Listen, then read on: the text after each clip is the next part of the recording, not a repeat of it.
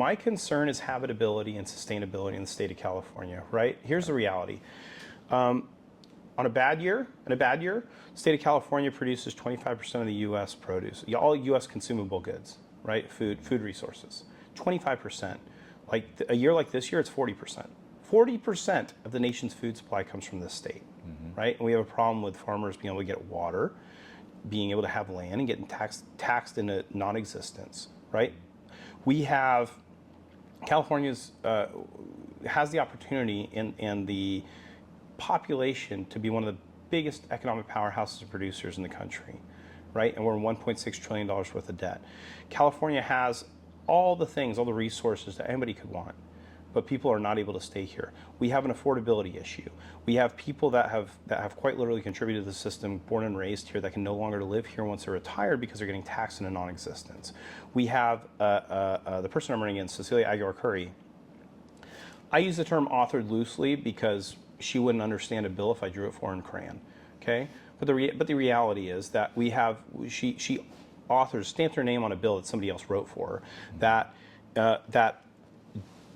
dissolves the property tax cap at 1% that was put in place by Prop 13, ACA 1, will literally lift that cap, so people are going to see property tax increases that can go whole percentage points. There's no exemptions for agricultural land. There's no exemptions for retirees. There's no exemptions for commercial property. Nothing. No exemptions whatsoever on property tax increases. And that comes on the heels of ACA 10, which is the new requirement that every jurisdiction houses and provides housing and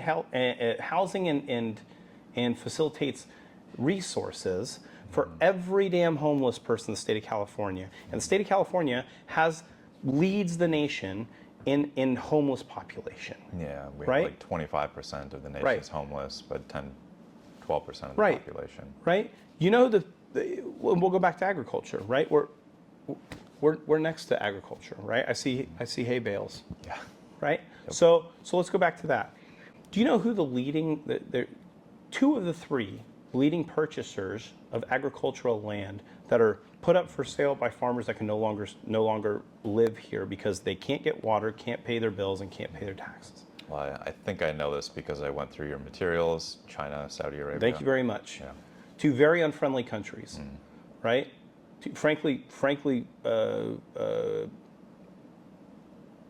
I would say unfriendly foreign states are the two biggest buyers of California agricultural land.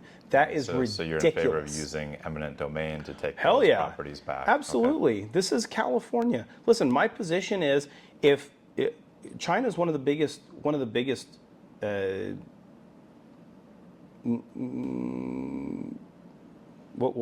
would be the best word?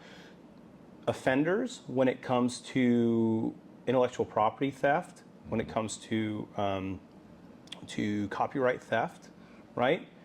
And we can't pursue them, so fuck them. If we can't go after China for them stealing our property, okay, that's our land now. You don't have a right to own assets and resources in the state of California. If you don't like it, sue us. Good luck with that. Okay, this is California. This belongs to the United States. This belongs to Californians and Americans.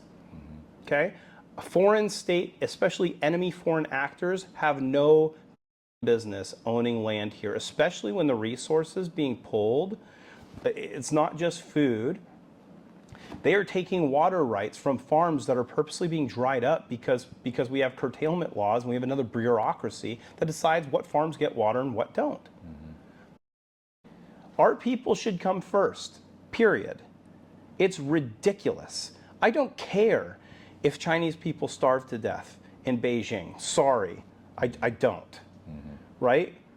We shouldn't have people starving on our own streets and be allowing our land to be sold off, purposely decimated and sold off to the highest bidder being a foreign state, especially an enemy foreign state. So the same enemy foreign state that is quite literally providing the chemical precursors and the machinery and the wherewithal to produce the leading killer in the state of California is fentanyl. Not happening. Bye.